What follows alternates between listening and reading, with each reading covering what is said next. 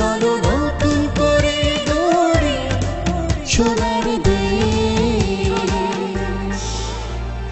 বিজয়ী বাংলাকে সম্প্রীতি বাংলাদেশ।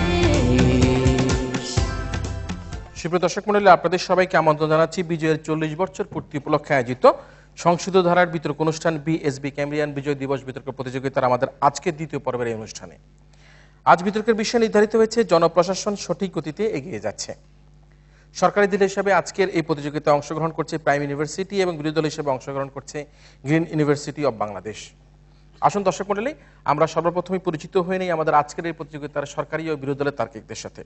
সরকারি দল প্রাইম ইউনিভার্সিটির বক্তারা হলো মাননীয় প্রধানমন্ত্রী ও সংসদ নেতা মোহাম্মদ মিজানুর রহমান, মাননীয় স্বরাষ্ট্রমন্ত্রী নাসরিন আক্তার পিঙ্কি, মাননীয় সরকার দলীয় সংসদ সদস্য সৈয়দা লুফনান আক্তার। অন্যদিকে বিরোধী দল গ্রিন ইউনিভার্সিটি অব বাংলাদেশ এর বক্তারা হলো মাননীয় বিরোধী দলীয় নেতা মোহাম্মদ মিরাজুল ইসলাম, মাননীয় বিরোধী দলীয় উপনেতা কাজী নাজমুস সাদাত হাবিবি, মাননীয় বিরোধী দলীয় সংসদ সদস্য মোহাম্মদ আল আমিন। আজকের এই প্রতিযোগিতায় যে তিনজন সম্মানিত বিচারক আমাদের সাথে উপস্থিত রয়েছে, এবারে আমরা তাদের সাথে পরিচিত হয়ে নিব। আমাদের সাথে উপস্থিত রয়েছেন জনাব মাইনুল আলম, বিশেষ প্রতিনিধি দৈনিক ইত্তেফাক, রয়েছেন জনাব মোহাম্মদ নুরুল ইসলাম, বাংলাদেশ সরকারের যুগ্ম সচিব, এবং আরও রয়েছেন ডক্টর দিল রওশন জিন্নাতারা নাজদিন, অধ্যাপক রাষ্ট্রবিজ্ঞান বিভাগ, ঢাকা বিশ্ববিদ্যালয়। বিতর্ক অনুষ্ঠানটি পর্যবেক্ষণ করে আমাদের এই মক পার্লামেন্টে বক্তাদের বক্তব্যের আলোকে বক্তব্য প্রদান করার জন্য আমাদের সাথে উপস্থিত আছেন তত্ত্বাবধায়ক সরকারের সাবেক উপদেষ্টা জনাব এম হাফিজউদ্দিন খান। আমরা আমাদের আজকের এই আয়োজনের প্রধান অতিথি জনাব হাফিজউদ্দিন খানের বক্তব্য শুনবো আমাদের বক্তাদের বক্তব্য শেষে। আমরা শুরু করছি আমাদের আজকের এই ছায়া সংসদ এবং সেই সাথে আহ্বান করছি আজকের ছায়া সংসদের মাননীয় প্রধানমন্ত্রী তথা সংসদ নেতা মোহাম্মদ মিজানুর রহমানকে তার বক্তব্য প্রদান করার জন্য। ধন্যবাদ মাননীয় স্পিকার, আমাকে এই মহান সংসদে বক্তব্য দেওয়ার সুযোগ দানের জন্য। মাননীয় স্পিকার, আজকে আপনার সদয় অনুমতিক্রমে এই মহান সংসদে আজকে স্বাধীনতার মাসে সকল শহীদদের গভীর শ্রদ্ধার সাথে স্মরণ করে এবং বিরোধী দলকে স্বাগত জানিয়ে আমি একটি প্রস্তাব উত্থাপন করতে যাচ্ছি এবং প্রস্তাবটি হচ্ছে এই সংসদ মনে করে যে জনপ্রশাসন সঠিক গতিতে এগিয়ে যাচ্ছে।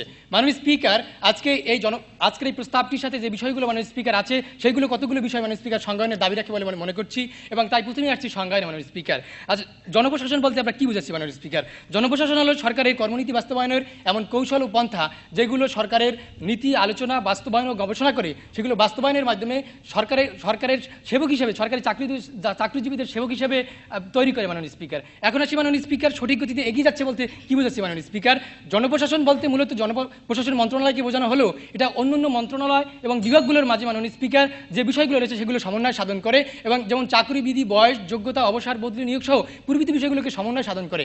এক কথা বৃহৎ অর্থে মাননীয় স্পিকার এগুলোকে অন্যান্য মন্ত্রণালয়ের সাচিবিক কাজগুলোর ভিতরে অন্তর্ভুক্ত। এগুলোই মাননীয় স্পিকার আমরা সঠিক গতিতে এগিয়ে যাচ্ছে এবং সঠিকভাবে কাজ করে যাচ্ছে বলতে বুঝাচ্ছি। মাননীয় স্পিকার, অতীতের অনিয়ম, দুর্নীতি এবং বিশৃঙ্খলার ফলে সৃষ্ট সংকটময় পরিস্থিতি কাটিয়ে আজকে বর্তমান সরকার দেশকে ক্ষুধা দারিদ্র্যমুক্ত বাংলাদেশ গড়বার জন্য কাজ করে যাচ্ছে। আজকে তারই ধারাবাহিকতায় মাননীয় স্পিকার আজকে সংস্থাপন মন্ত্রণালয়কে পরিবর্তন করে মাননীয় স্পিকার একটা জনপ্রশাসন মন্ত্রণালয় করেছি। মাননীয় স্পিকার, আজকে সেই জনপ্রশাসন মন্ত্রণালয়ের মাধ্যমে আজকে আমরা জনগণের সেবাকে আমরা জনগণের দোরগোড়ায় পৌঁছে দেওয়ার জন্য চেষ্টা করছি। মাননীয় স্পিকার, আমরা আজকে সিভিল সার্ভিস অ্যাক্ট আইন প্রণয়ন করতে যাচ্ছি এবং যার ফলে সকল চাকরিজীবীদেরকে পদোন্নতির জন্য পরীক্ষা দিতে হবে। মাননীয় স্পিকার, আর ইতিমধ্যে আমাদের এই যে পদোন্নতি নীতিমালা এবং সংশোধন যুগোপযোগীকরণ সহ বিভিন্ন বিষয়ে মাননীয় স্পিকার ব্যাপক অগ্রগতি সাধিত হয়েছে। আজকে আমাদের এই সময় মাননীয় স্পিকার বিগত 3 বছরে 3663 জনকে আমরা মাননীয় স্পিকার বিসিএস ক্যাডার পদে চাকরি নিয়োগ দিতে পেরেছি এবং বিভিন্ন মন্ত্রণালয় এবং অন্যান্য মন্ত্রণালয়গুলোতে মাননীয় স্পিকার আজকে আমরা 2,17,713টি পদ সৃষ্টি করেছি, যা অচিরেই মাননীয় স্পিকার যথাযথ প্রক্রিয়ার মাধ্যমে মাননীয় স্পিকার নিয়োগ করা হবে। মাননীয় স্পিকার, আজকে স্বাধীনতার পরে মাননীয় স্পিকার বাংলাদেশে আমরা প্রথম একটি সকলের কাছে গ্রহণযোগ্য শিক্ষানীতি প্রণয়ন করতে পেরেছি। মাননীয় স্পিকার, আজকে প্রাথমিক বিদ্যালয়ে শিক্ষার্থী ভর্তির হার 99.64% নিশ্চিত করা হয়েছে। আজকে 5ম শ্রেণী এবং 8ম শ্রেণীতে সমাপনী পরীক্ষার মাধ্যমে মাননীয় স্পিকার আজকে সৃজনশীল বিকাশের মাধ্যমে আজকে শিক্ষার্থীদের ব্যাপক কাজ করা হচ্ছে। মাননীয় স্পিকার, আজকে আমাদের সেই পরীক্ষার ফলাফল ভর্তি সহ মাননীয় স্পিকার সকল প্রক্রিয়া আজকে অনলাইনের মাধ্যমে পাওয়া যাচ্ছে। মাননীয় স্পিকার, আজকে এইগুলো হচ্ছে জনপ্রশাসন সঠিক গতিতে আছে বলেই মাননীয় স্পিকার কাজ করে যাচ্ছে। মাননীয় স্পিকার, আমরা জানি আমাদের কৃষি বান্ধব সরকার কৃষিকে খুব গুরুত্ব দিয়েছে। মাননীয় স্পিকার, অতীতে যেখানে সারের কাটার জন্য মাননীয় স্পিকার স্বার্থ নয়, বরং কৃষককে আজকে বুকের রক্ত দিতে হয়েছে মাননীয় স্পিকার। আজকে সেখানে সারের কোনো সংকট নেই মাননীয় স্পিকার, বরং সেখানে 7 লাখ মেট্রিক টনের বেশি মাননীয় স্পিকার সার বেশি মজুদ রয়েছে মাননীয় স্পিকার। আজকে পাটের জিনোম সিকোয়েন্স আবিষ্কারের ফলে আজকে পাটের বহুমুখী রপ্তানি ব্যবহার সুযোগ হয়েছে মাননীয় স্পিকার। আজকে আমাদের সেই সোনালী অতীত ফিরে এসেছে মাননীয় স্পিকার। বাংলাদেশে প্রথমবারের মতো 1,39,65,115 জন কৃষককে কৃষি উপকরণ কার্ড সহায়তা দেওয়া হয়েছে মাননীয় স্পিকার। 93 লাখ কৃষক মাননীয় স্পিকার ব্যাংক অ্যাকাউন্ট করেছে মাত্র 10 টাকায়। মানে তার মানে কি মাননীয় স্পিকার? তার মানে হচ্ছে বাংলাদেশের গ্রামীণ অর্থনীতিতে ব্যাপক একটি বৈপ্লবিক পরিবর্তন হয়েছে মাননীয় স্পিকার। মাননীয় স্পিকার, এগুলো কি মাননীয় স্পিকার? এগুলো জনপ্রশাসন সঠিক গতিতে এগিয়ে যাচ্ছে বলেই মাননীয় স্পিকারের প্রমাণ পাওয়া যাচ্ছে। মাননীয় স্পিকার, আজকে খাদ্য মানুষের ক্রয় ক্ষমতার মধ্যে রয়েছে মাননীয় স্পিকার। আমাদের জানতে হবে, এক সময় গার্মেন্টস শ্রমিকদের মাননীয় স্পিকার 1600 টাকা বেতনে কাজ করতো মাননীয় স্পিকার, আজকে তাদের 3000 টাকা পাচ্ছে মাননীয় স্পিকার। বিগত 3 বছরে আমাদের খাদ্য উৎপাদন বৃদ্ধি পেয়েছে 9.71 মাননীয় স্পিকার। আজকে অতি দরিদ্র লোকদের জন্য আমরা সামাজিক নিরাপত্তা বেষ্টনীর আওতায় মাননীয় স্পিকার ভিজিএফ কার্ডের সংখ্যা 70 লাখ থেকে আমরা মাননীয় স্পিকার 1,76,300 উন্নীত করেছি মাননীয় স্পিকার। তাই আজকে মাননীয় স্পিকার আমার প্রস্তাব থাকবে আজকে এই প্রস্তাবটি যেন গৃহীত হয় এবং জোর দাবি জানিয়ে আমি শেষ করছি। ধন্যবাদ মাননীয় স্পিকার, ধন্যবাদ সকলকে। ধন্যবাদ। এবারে বক্তব্য রাখার জন্য আহ্বান করছি মাননীয় বিরোধী দল নেতা মোহাম্মদ মিরাজুল ইসলামকে। সর্বপ্রথমে বিরোধী দলের পক্ষে তার বক্তব্য প্রদানের জন্য আহ্বান করছি। ধন্যবাদ মাননীয় স্পিকার। আজকে মাননীয় প্রধানমন্ত্রী কর্তৃক উত্থাপিত প্রস্তাবটি হচ্ছে জনপ্রশাসন সঠিক গতিতে এগিয়ে যাচ্ছে। মাননীয় স্পিকার, এই সরকার অনেক বেশি প্রতিশ্রুতি দিয়েছেন।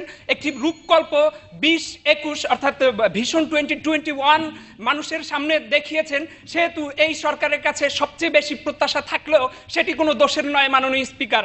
মাননীয় স্পিকার, এখন এই সরকার বা এই জনপ্রশাসন সঠিক গতিতে এগিয়ে যাচ্ছে কিনা সেটি বিচার করতে হলে অতীতের কোনো সরকারের সাথে তুলনা করে সেটি করা সম্ভব নয়, বরং করতে হবে এই যে ভিশন 2021 যেটি মাননীয় স্পিকার আমার হাতে রয়েছে, এটি বাস্তবায়নের ক্ষেত্রে সরকার কতটুকু সফল হয়েছে। যদি অধিকাংশ ক্ষেত্রে সফল হয়ে থাকে তাহলেই বুঝবো এই জনপ্রশাসন সঠিক গতিতে এগিয়ে যাচ্ছে। মাননীয় স্পিকার, লক্ষ্য করুন, যখন এই সরকার ভিশন 2021 এর মধ্যে 2010, 2011 প্রত্যেকটি সালে কোন কোন কাজগুলো করবেন সেটি নির্ধারণ করে দেন, তখন মাননীয় প্রধানমন্ত্রীর কাছে প্রশ্নটি হচ্ছে, আপনি যখন বলেন 2011 সালের মধ্যে সকলের জন্য নিরাপদ পানির ব্যবস্থা করবেন, কিন্তু খোদ ঢাকার শহরে মাননীয় স্পিকার যখন মানুষ পানি পায় না, পানির জন্য মিছিল করে, কিংবা মাননীয় স্পিকার আইলা আক্রান্ত এলাকায় যখন সেখানকার জনগণ লবণাক্ত পানি খাচ্ছে, তখন আপনার এই জায়গায় ভিশন 2021 ভুলণ্ঠিত হচ্ছে কিনা।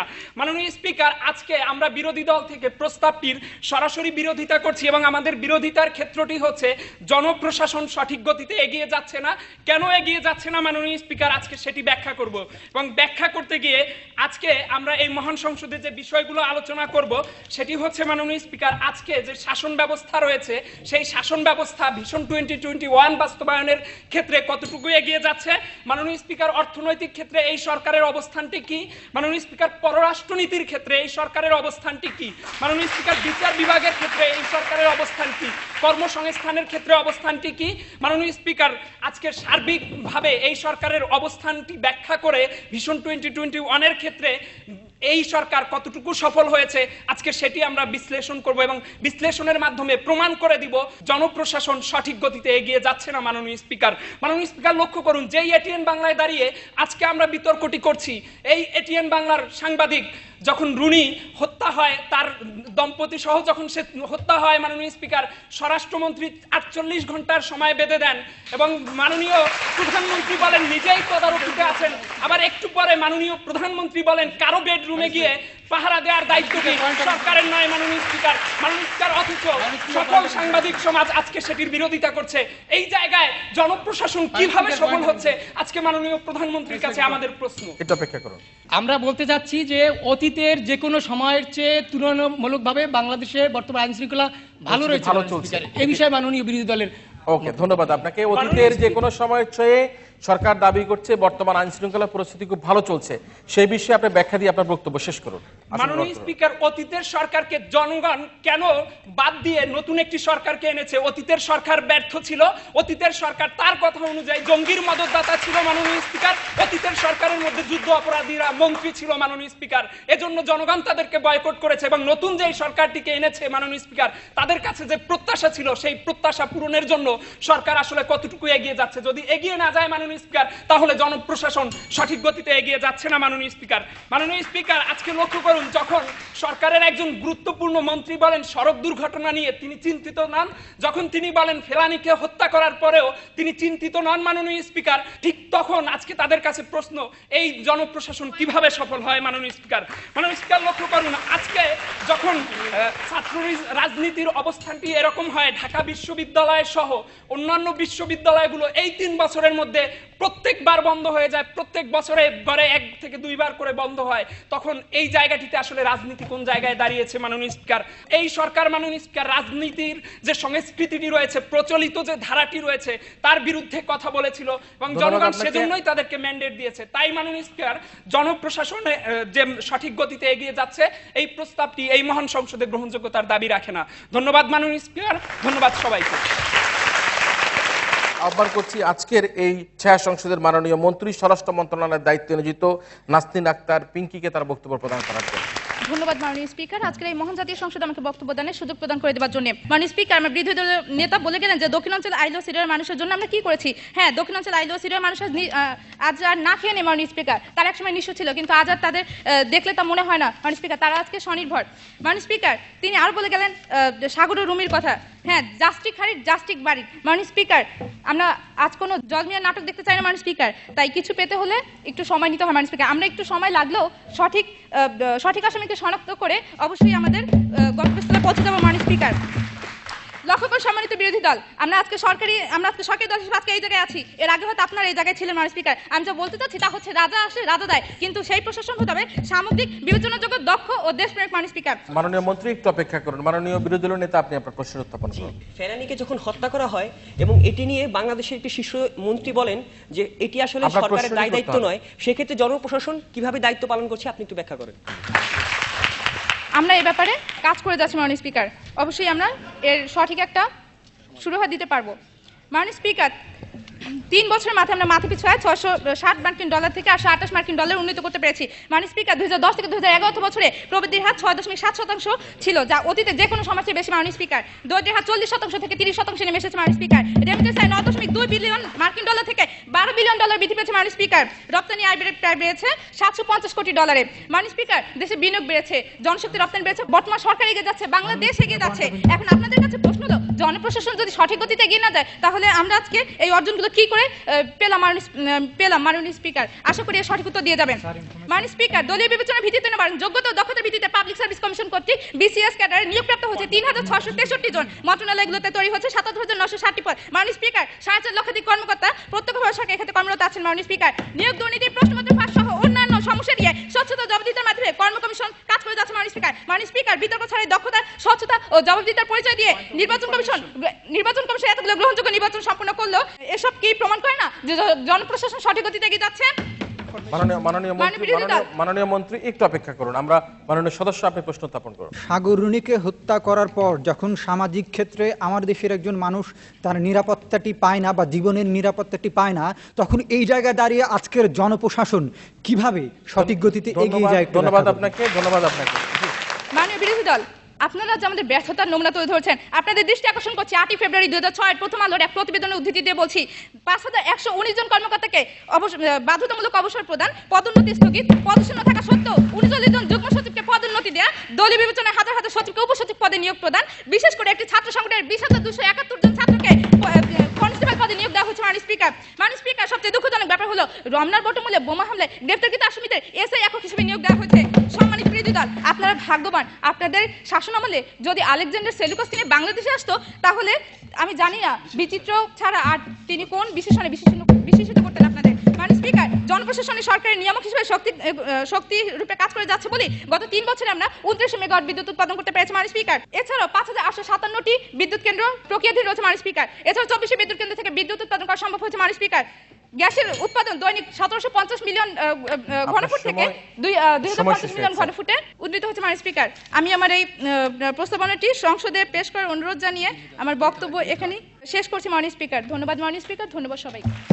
ধন্যবাদ মাননীয় স্বরাষ্ট্র মন্ত্রণালয়ের দায়িত্বে নিয়োজিত মাননীয় মন্ত্রীকে। আহ্বান করছি আমাদের আজকের ছায়া সংসদের মাননীয় বিরোধী দলীয় উপনেতা কাজী নাজমুস সাদাত হাবিবিকে তার বক্তব্য প্রদান করার জন্য। ধন্যবাদ মাননীয় স্পিকার আমাকে সুযোগ প্রদানের জন্য। মাননীয় স্পিকার, মাননীয় প্রধানমন্ত্রী আপনার অনুমতিকে যে প্রস্তাবটি উত্থাপন করেছিলেন জনপ্রশাসন সঠিক গতিতে এগিয়ে যাচ্ছে, মাননীয় স্পিকার তিনি এসে সংজ্ঞান দিয়ে গেলেন এবং একটি পর্যায়ে বললেন জনপ্রশাসন মন্ত্রণালয় তৈরি করা হয়েছে। মাননীয় স্পিকার, কেমন জনপ্রশাসন মন্ত্রণালয় তৈরি করা হয়েছে তা প্রথম আলোতে খুব স্পষ্টভাবে জানুয়ারি মাসের 11 তারিখে দেওয়া হয়েছে। মাননীয় স্পিকার, জনপ্রশাসন মন্ত্রণালয়ের একজন MLSS অর্থাৎ পিয়ন, তার মাধ্যমে প্রমোশনের জন্য যখন একজন জেলা প্রশাসক লবিং করেন তখন মাননীয় স্পিকার বোঝা যায় কি দুর্নীতি দমনটি হয়েছে। মাননীয় স্পিকার, এই প্রশাসনের মাধ্যমে সেটি প্রমাণিত হয়ে যায়। মাননীয় স্পিকার, তিনি আজকে বললেন মানুষ নাকি খেয়ে পড়ে আগের থেকে বেশি বাঁচতে পারছে। মাননীয় স্পিকার, অদ্ভুত একটি কথা, মুদ্রাস্ফীতির জন্য যখন মানুষের জীবনটি চড়াই উচ্চাই পার করছে মাননীয় স্পিকার, তার এমন কথাটি আসলেই আশ্চর্যজনক। মাননীয় স্পিকার, তিনি বললেন আমরা অধিক ক্ষেত্রে বেকারত্ব দূর করতে পেরেছি, আমরা 2 লাখ নতুন চাকরির ব্যবস্থা করতে পেরেছি। মাননীয় স্পিকার, কেমন চাকরি দিয়েছি? ন্যাশনাল সার্ভিস কমিশনের নামে দলীয় লোকদেরকে নিচ্ছি। মাননীয় স্পিকার, NSI এর মতো গুরুত্বপূর্ণ জায়গায় যখন একটি গোত্রের লোকজন অধিক হারে চাকরি পায় তখন মাননীয় স্পিকার দেশের সার্বিক যে অবস্থা সেই নিরাপত্তা অবস্থাটি প্রশ্ন হয়ে ওঠে। মাননীয় স্পিকার, তিনি আজকে বিদ্যুৎ খাতের কথা বললেন। মাননীয় স্পিকার, এই মার্চ মাসের 1 তারিখে কথা ছিল, দিনবদলের সরকার প্রতিশ্রুতি দিয়েছিল 502 মেগাওয়াট বিদ্যুৎ যুক্ত হবে। মাননীয় স্পিকার, 5টি উপকেন্দ্র থেকে 2টির চুক্তি হয়নি, 3টির চুক্তি হয়েছে কিন্তু কাজ শুরু হয়নি। মাননীয় স্পিকার, সঠিক গতি কোথায়? মাননীয় স্পিকার, তিনি আজকে বললেন আগে থেকে সারের জন্য মানুষ জীবন দিত। মাননীয় স্পিকার, আজকের দৈনিকের তথ্য দিকে বলছি মাননীয় স্পিকার, খুব স্পষ্ট হয়ে বলা হয়েছে খুলনায় প্রায় 42 ভাগ সারের মধ্যে বালু পাওয়া গেছে। মাননীয় স্পিকার, যশোরের দিকে মাননীয় স্পিকার সারের সাথে দেওয়া হচ্ছে বালু, কাচের গুঁড়া। মাননীয় স্পিকার, এই হচ্ছে সারের প্রাপ্তির অবস্থা। মাননীয় স্পিকার, যখন সারের বদলে আমরা কাচের গুঁড়ো সরবরাহ করি তখন জনপ্রশাসন কিভাবে সঠিক গতিতে আগায়, এটি মাননীয় বিরোধী দলের সরকার দলের কাছে প্রশ্ন থাকলো। মাননীয় স্পিকার, আজকে তারা খুব সুচারুভাবে অর্থনৈতিক বিষয়টিকে ব্যাখ্যা করলেন না। আজকে শেয়ার বাজারের কেলেঙ্কারির মধ্যে একটি বিরোধ ঘটনা ঘটলো। মাননীয় স্পিকার, শেয়ার বাজারে যারা আছেন তারা 11,150 কোটি টাকার ঋণ পুরো শেয়ার বাজার ভোগ করছে, অথচ মাননীয় স্পিকার তারা বলছেন জনপ্রশাসন সঠিকভাবে চলছে। এই শেয়ার বাজারের কেলেঙ্কারির জন্য যখন মাননীয় প্রতিটা অপেক্ষা করুন। মাননীয় স্পিকার, আপনার মাধ্যমে বলতে চাই মাননীয় উপনেতাকে, তাদের সময় যখন 20,000 মেট্রিক টন বিষাক্ত ইউরিয়া সার ভারত থেকে আমদানি করা হয়েছিল, তারা তখন কি ধরনের কৃষি উন্নয়ন ঘটিয়েছিল আমরা সেই প্রশ্নটি তাদের কাছে ধন্যবাদ। প্রশ্নের উত্তরটি হচ্ছে বিগত সরকার দিন বদলের কোনো সনদ দেয়নি, 2021-এর কোনো স্বপ্ন দেখায়নি। এই সরকার যখন স্বপ্ন দেখিয়েছে এর দায়টি এই সরকারের বহন করতে হয়। যখন সরকার যদি পারে না মাননীয় স্পিকার, তখন আমরা বলছি জনপ্রশাসন সঠিক গতিতে এগোচ্ছে না। মাননীয় স্পিকার, মাননীয় স্পিকার, তারা তাদের ব্যর্থতার কথা বলেই তারা প্রমাণিত করছে যে আমাদের প্রশাসন তাদের প্রশাসনের চেয়ে অনেক অনেক গুণ এগিয়ে যাচ্ছে। মাননীয় স্পিকার, তারা আজকে বাংলাদেশের রাজনৈতিক অবস্থা ব্যাখ্যা করতে গেলেন। মাননীয় স্পিকার, যখন আমরা সারের অভাবে ভুগছি, একই সময় বিদ্যুতের সংকট ভোগ করছি, একই সময় তিস্তা চুক্তি এবং ফারাক্কা চুক্তির কারণে মাননীয় স্পিকার আমরা পানি চাচ্ছি না। মাননীয় স্পিকার, ভাতে মরেছি, বিদ্যুতে মরছি, এখন পানিতেও মারার প্রকল্প চলছে। কিন্তু মাননীয় স্পিকার, সরকার এই জায়গায় প্রশাসন তাদের কূটনীতিক যে তৎপরতা থাকার দরকার ছিল সেই কূটনীতিক তৎপরতা যখন না থাকে মাননীয় স্পিকার, তখনই আমরা বলি জনপ্রশাসন ব্যর্থ। মাননীয় স্পিকার, ঢাকা বিশ্ববিদ্যালয়ের একজন ছাত্রকে যখন নিপীড়ন করা হয়, যখন মাননীয় স্পিকার একজন জাহাঙ্গীরনগরে যুবায়ের মারা যান কিন্তু প্রশাসন স্তম্ভিত থাকে, তখন প্রশ্ন হচ্ছে মাননীয় স্পিকার এই জনপ্রশাসন কিভাবে সঠিক গতিতে আগাচ্ছে। মাননীয় স্পিকার, আজকে তারা দুর্নীতি দমন নিয়ে কথা বলেছেন। 10 সেকেন্ড সময় যাচ্ছে, 10 সেকেন্ডের মধ্যে বক্তব্য শেষ। মাননীয় স্পিকার, তারা আজকে দুর্নীতি দমনের কথা বলেছেন। মাননীয় স্পিকার, দুর্নীতি আমরা দমন করতে পারিনি, আমাদের থেকে অধিক হারে অন্য একটি দেশ দুর্নীতি করেছে, যে কারণে আমাদের অবনমন হয়েছে। মাননীয় স্পিকার, প্রকৃতপক্ষে আমরা আগের থেকে বেশি দুর্নীতি করছি। তাই মাননীয় স্পিকার, জনপ্রশাসন সঠিক গতিতে এগিয়ে যাচ্ছে, এই প্রস্তাবটি যেন এই মহাসংসদে গ্রহণযোগ্য না হয়। ধন্যবাদ মাননীয় স্পিকার, ধন্যবাদ সবাইকে। ধন্যবাদ। এবারে বক্তব্য রাখার জন্য আহ্বান করছি মাননীয় সদস্য সরকারি দলের সৈয়দা লুফনান আক্তারকে। ধন্যবাদ মাননীয় স্পিকার, আজকে এই সংসদে আমাকে ফ্লোর প্রদানের জন্য।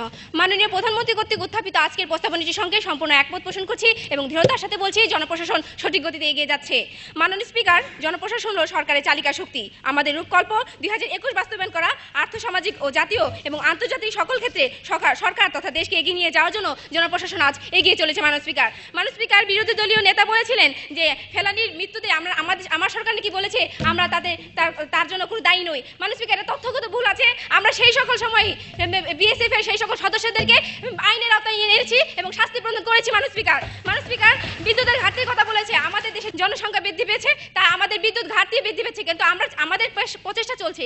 আমরা শতাধিক 100% যে আমরা লক্ষ্যে পৌঁছাতে পারবো তা বলছি না, কিন্তু আমাদের আগের সরকারের চেয়ে বর্তমান সরকার অনেক অনেক গুণ এগিয়ে যাচ্ছে, আমরা উন্নতির দিকে ধাবিত হচ্ছি, সেটাই আমরা প্রমাণিত করে যাচ্ছি। মাননীয় স্পিকার, সাগররুনির হত্যাকাণ্ডের কথা বলা হয়েছে। মাননীয় স্পিকার, এটি একটি স্পর্শকাতর ঘটনা। আমার সরকার এর জন্য ব্যথিত, কিন্তু আমরা এই সরকারের আমলে সেই সকল হত্যাকারীদেরকে বের করে নির্মূল তাদেরকে যথাসম্ভব এই বিচারে কাঠগড়ায় দাঁড় করাবো এবং তাদেরকে উপযুক্ত শাস্তির মাধ্যমে সেই বিচার কাজ আমরা সম্পন্ন করে যাবো। মাননীয় সদস্য একটু অপেক্ষা করুন। অতীতে আমরা দেখেছি যে যখন বিরোধী দল কোনো কর্মসূচি পালন করত তখন সরকারি দল সেখানে সমস্যা করত, এবং এখনো বিরোধী দলের কর্মসূচি বানচাল করবার জন্য সরকার বিভিন্ন ধরনের কর্মসূচি হাতে নিচ্ছে। তখন কিভাবে আপনি এই প্রশাসনকে সফল বলবেন, ব্যাখ্যা করুন। ধন্যবাদ। মাননীয় স্পিকার, আমি মনে করি প্রত্যেকটি দলের নিজ নিজ কর্মসূচি আছে এবং প্রত্যেকটি দলই তার নিজ নিজ কর্মসূচি পালন করে যাবে।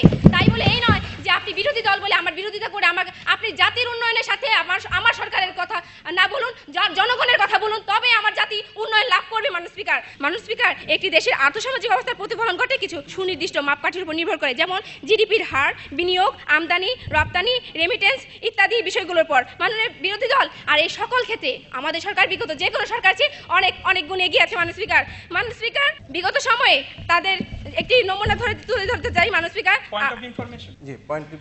মাননীয় স্পিকার, যখন বাংলাদেশে প্রচুর হারে গুপ্ত হত্যা হচ্ছে তখন এই সরকারের ভিশন 2020 আইন অনুযায়ী কিভাবে বাংলাদেশে আইনের শাসন প্রতিষ্ঠিত হচ্ছে সেটি একটু ব্যাখ্যা করুন। মাননীয় স্পিকার, গুপ্ত হত্যার জন্য আমার আইন শৃঙ্খলা বাহিনী কাজ করে যাচ্ছে।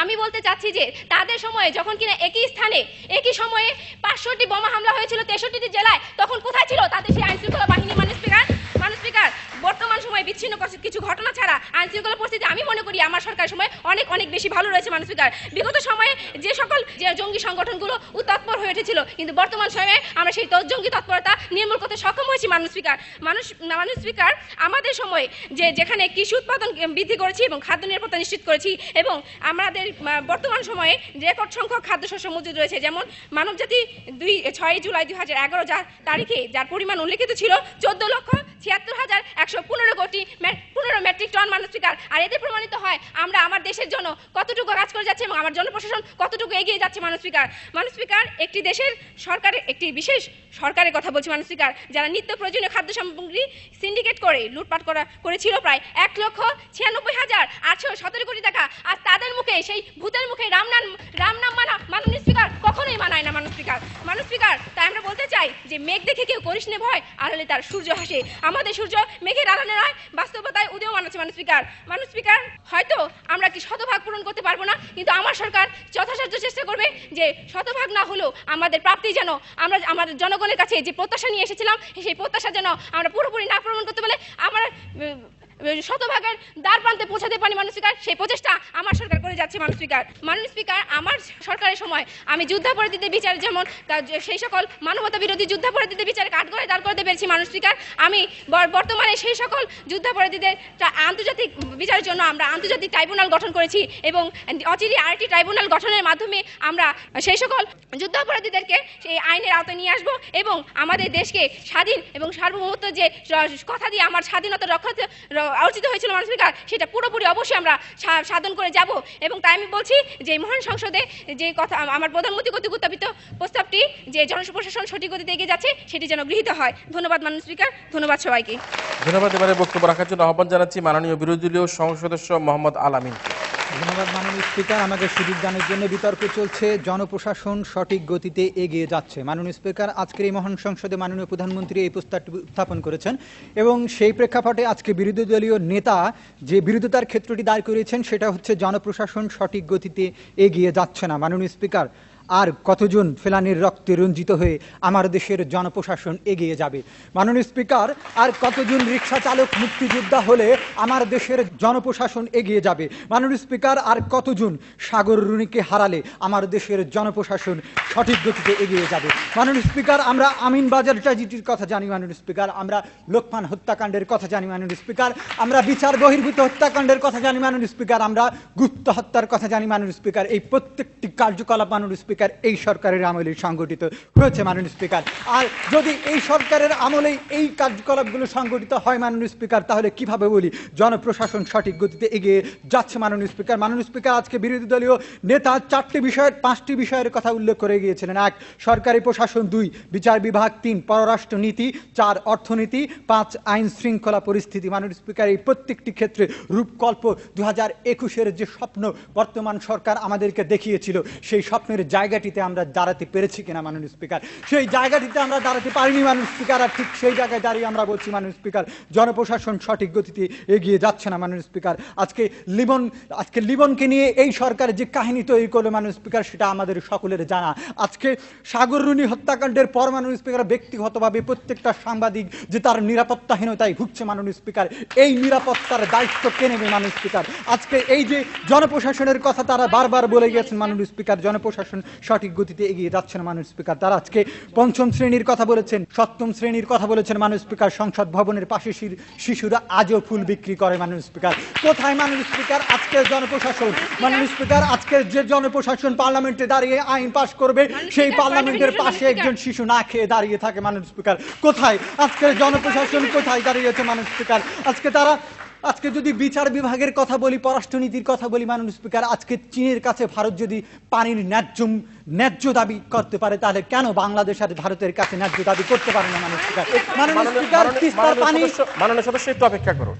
মাননীয় স্পিকার, তারা সাগর রুনির হত্যাকাণ্ডের কথা বলছে মাননীয় স্পিকার, তা আমরা বিচারাধীন, সেটা বিচারাধীন আছে। কিন্তু আমরা বলতে চাই তাদের সময়ে যে সাংবাদিক বালু শামসুদ্দিনের মতো 15 জন সাংবাদিক হত্যা করা হয়েছিল, তাদের জন্য তারা কি বিচারে কাজ করেছিল, এবং 21শে গ্রেনেড হামলার মতো ঘটনায় তারা বিচার কাজ কি করেছিল, সেটি প্রশ্নের উত্তর দিয়ে যাবেন মাননীয় স্পিকার। আজকে মাননীয় প্রধানমন্ত্রী যখন সংজ্ঞান দেয়, তার সংজ্ঞানের ব্যাখ্যা করতে গিয়ে আজকে বিরোধী দলীয় নেতা সুস্পষ্টভাবে বলেছিলেন, একটি সরকারকে যদি সঠিকভাবে প্রমাণ করতে হয় বা ওই সরকারের যোগ্যতা যদি প্রমাণ করতে হয়, তাহলে কখনো ব্যর্থ সরকারের সঙ্গে তুলনা করা সম্ভব নয়। করতে হলে মাননীয় স্পিকার, একটি সরকারকে যদি আমি সফল বলতে চাই, তাহলে সফল কোন সরকারের সঙ্গে তুলনা করতে হবে মাননীয় স্পিকার।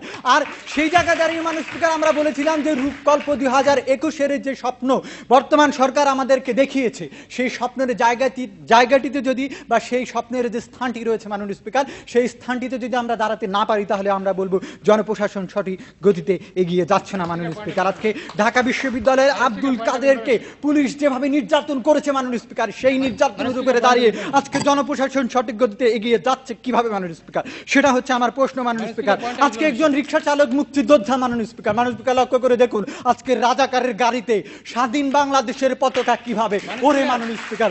এই জায়গায় দাঁড়িয়ে আজকে সরকারি দল কিভাবে বলে মাননীয় স্পিকার জনপ্রশাসন সঠিক গতিতে এগিয়ে যাচ্ছে? অপেক্ষা করুন।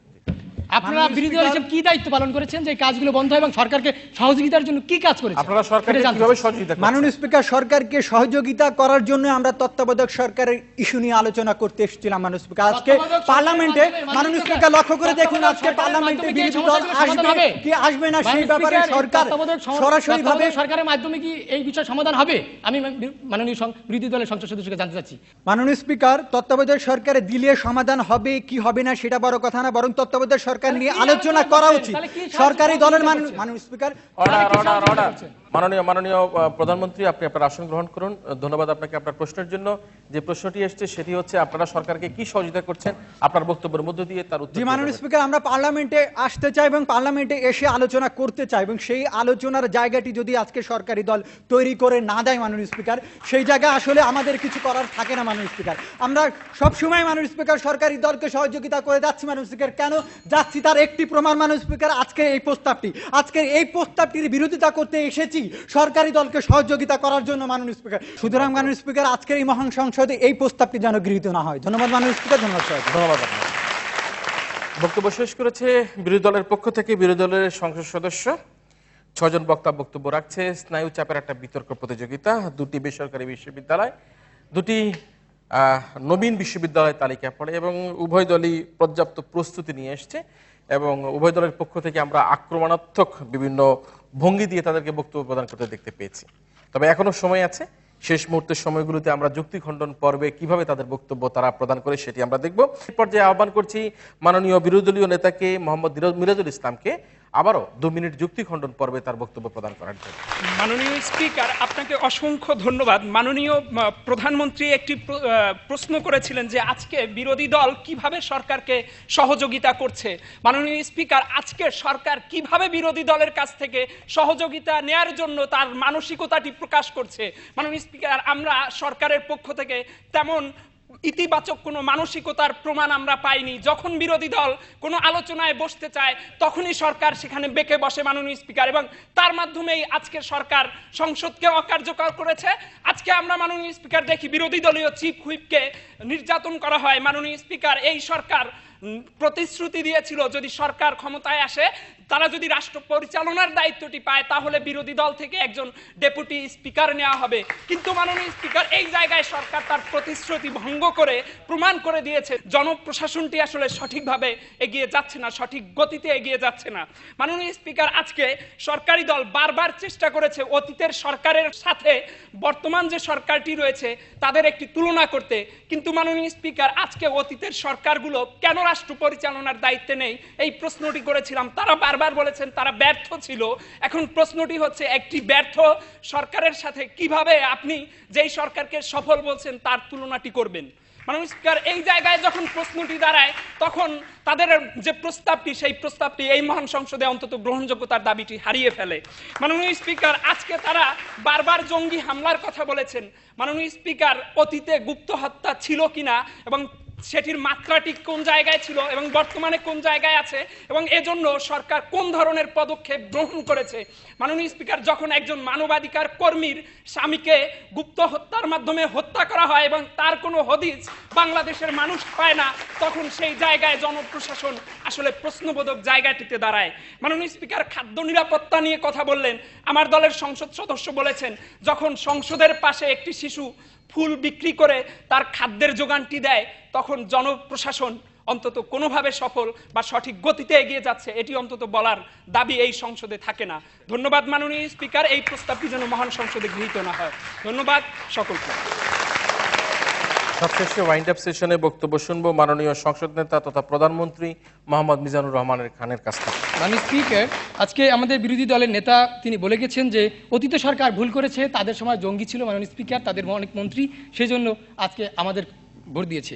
মাননীয় স্পিকার, আমি বলতে চাই যে অতীতের সরকারের অনেক মন্ত্রী জঙ্গির সাথে ছিল, কিন্তু বর্তমান সরকারের কোনো মন্ত্রী জঙ্গির সাথে সম্পৃক্ত নেই। মাননীয় স্পিকার, মাননীয় স্পিকার, তাদের বিরোধী দলীয় উপনেতা আজকে বিদ্যুতের কথা বলেছেন। মাননীয় স্পিকার, বিগত সরকারের সময় তারা 1 মেগাওয়াট বিদ্যুৎ দিতে পারেন নেই। মাননীয় স্পিকার, আজকে যদি বলেন যে মন্দিরে কেড়ে আমি কলা খাই না, আজকে সেই রকম কথাই আপনারা বলছেন। মাননীয় স্পিকার, আজকে তারা বলেছে যে বিভিন্ন বিশ্ববিদ্যালয় কি বন্ধ হয়ে যাচ্ছে। মাননীয় স্পিকার, আসলে হ্যাঁ, কিছু পীড়াদায়ক ঘটনা ঘটেছে। মাননীয় স্পিকার, তার মানে সেই বিশ্ববিদ্যালয় বন্ধ হয়ে যাচ্ছে না। মাননীয় স্পিকার, আজকে আদুবাইদের সেই 10 বছর বা 7 বছর লাগছে না। মাননীয় স্পিকার, সেশন জট কমে যাচ্ছে। আজকে রংপুর বিশ্ববিদ্যালয়, বরিশাল বিশ্ববিদ্যালয় সহ বিভিন্ন বিশ্ববিদ্যালয় নতুন নতুন বিশ্ববিদ্যালয় হচ্ছে। মাননীয় স্পিকার, আজকে তারা বলছে সংসদে আসতে দেওয়া হয় না। মাননীয় বিরোধী দলের উপনেতা এবং সংসদ সদস্য যদি বলতেন যে আমরা বেতন ভাতাও নেব না, সকল কিছুই নেব না, তখন তাদের কাছে এই জিনিসটি আরো ভালো মানাতো। মাননীয় স্পিকার, আপনারা সব নেবেন কিন্তু সংসদে আসবেন না, সেইগুলো কথাগুলো হচ্ছে না। মাননীয় স্পিকার,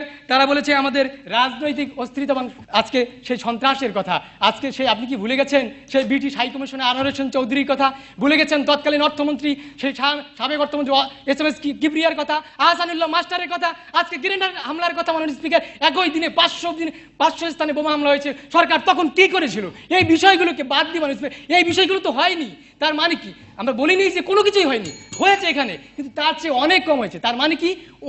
আমাদের অবস্থার পরিবর্তন হয়েছে, সঠিক গতিতে এগিয়ে যাচ্ছে। মাননীয় স্পিকার, তারা সরকারের ঘাড়ে সবকিছু চাপিয়ে দিতে চায়। মাননীয় স্পিকার, আজকে আমরা এই সংসদে বলতে চাই যে সরকারের অনেক দায়িত্ব রয়েছে, বিরোধী দলের দায়িত্ব রয়েছে। আপনারা আসুন, আমাদেরকে সহযোগিতা করুন। আজকে যেভাবে আজকে এসে সহযোগিতা করেছেন, এভাবে যদি আমরা সহযোগিতা হাত বাড়িয়ে যেতে পারি, অবশ্যই আমাদের বর্তমানে যে গতি রয়েছে সেই গতিকে আরো ত্বরান্বিত করতে পারবো। সুতরাং আসুন, আজকে মাননীয় স্পিকার যে প্রস্তাবটি এসেছে সেই প্রস্তাবটি আমাদের এই মহান সংসদে পাশ হওয়ার জন্য জোর অনুরোধ জানিয়ে আমি আমার বক্তব্য শেষ করছি। ধন্যবাদ মাননীয় স্পিকার, ধন্যবাদ সকলকে।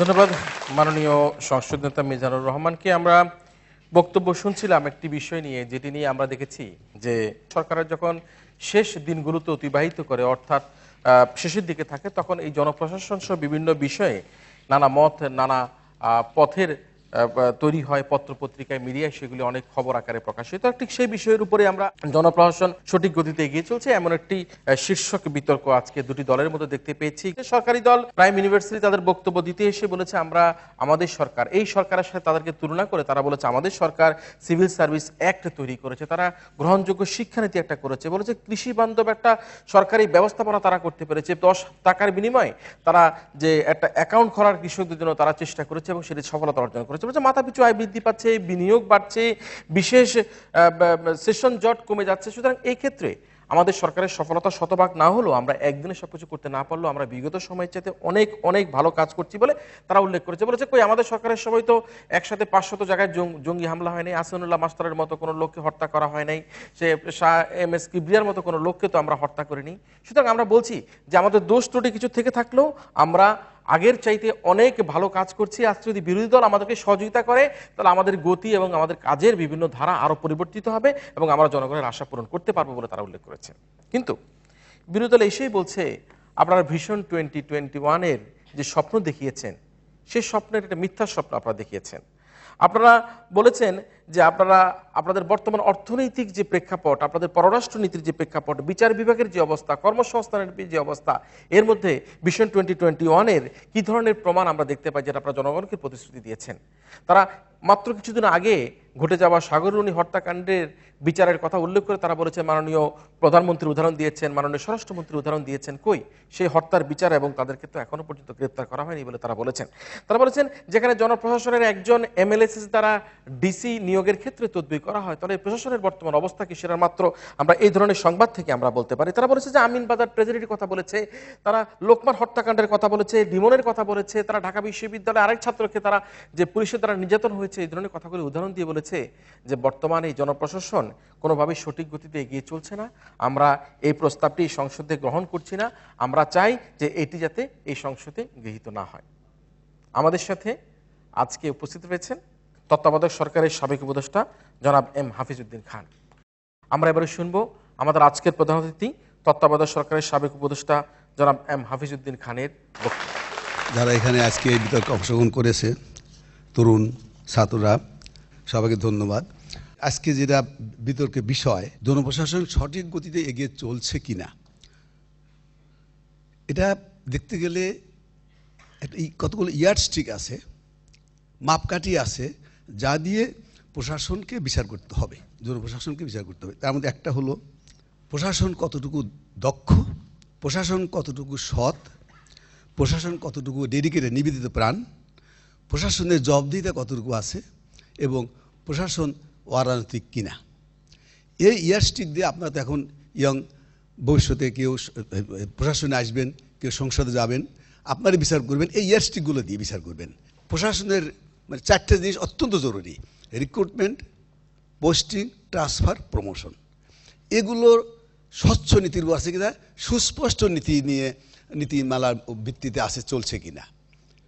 রিক্রুটমেন্ট কীভাবে হয়, পোস্টিং কীভাবে হয়, ট্রান্সফার কীভাবে হয় এবং প্রমোশন কীভাবে হয়, সেটার জন্য যে নীতিমালা সেটা স্বচ্ছ কিনা, যে সরকারি কর্মচারী আছে তারা জানে কিনা এবং জানলে কতটুকু জানে, এবং তারা যদি কারো যদি কোনো অফিসার হয় তার প্রশ্ন করার কোনো সুযোগ আছে কিনা, এইগুলো অত্যন্ত জরুরি। প্রশাসন সঠিকভাবে চলছে কিনা সেটা বিচার করতে গেলে এই পয়েন্টগুলো অত্যন্ত জরুরি।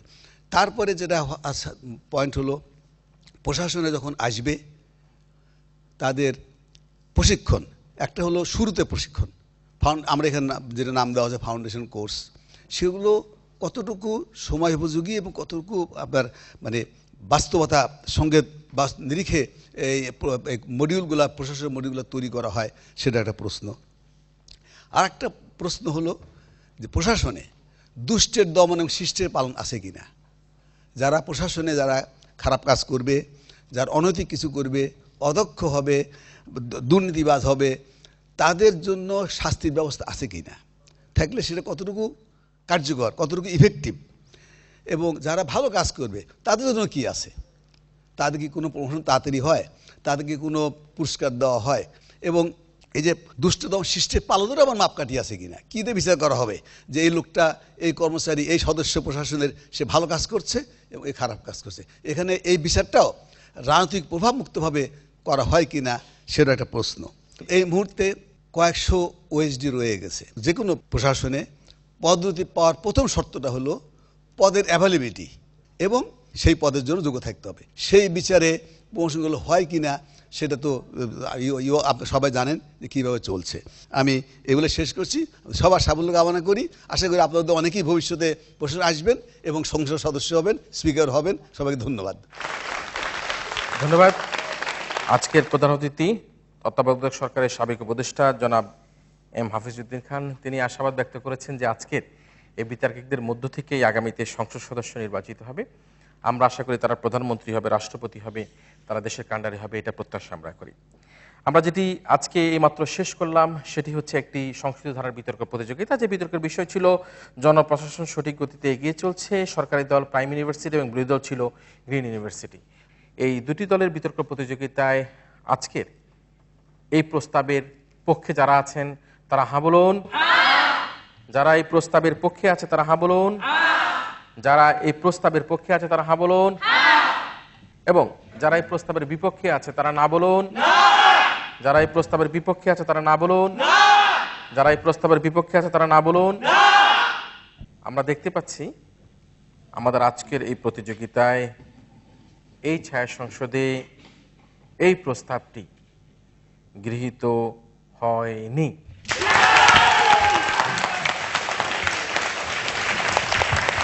অর্থাৎ না যুক্ত হয়েছে, না যুক্ত হয়েছে, না যুক্ত হয়েছে। এবং সেই কারণেই আমরা আমাদের আজকের এই প্রতিযোগিতার বিরোধী দল গ্রিন ইউনিভার্সিটি অব বাংলাদেশকে বিজয়ী বলে ঘোষণা করছি। অভিনন্দন জানাচ্ছি প্রতিযোগিতার সরকারি দল প্রাইম ইউনিভার্সিটিকে, বিশেষ করে দলনেতা মোহাম্মদ মিজানুর রহমানের চমৎকার বক্তব্যের জন্য। দর্শক মণ্ডলী, আপনারা যারা এতক্ষণ টেলিভিশনের পর্দায় দেশে অথবা বিদেশে আমাদের এই মক পার্লামেন্ট দেখলেন, বিএসবি ক্যাম্ব্রিয়ান বিজয় দিবস বিতর্ক প্রতিযোগিতা দেখলেন, আপনাদের সবাইকে আমাদের আগামী ছায়া সংসদ দেখার আমন্ত্রণের মধ্যে দিয়ে আজকের মতো এই মক পার্লামেন্ট এখানেই শেষ করছি।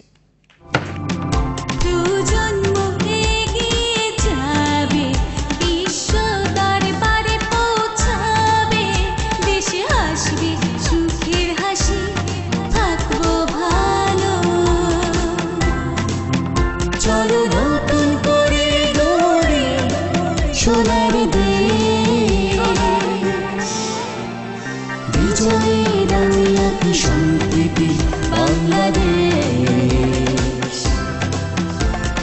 বিজয়ের আমিয়াতি সম্প্রীতি বাংলাদেশ।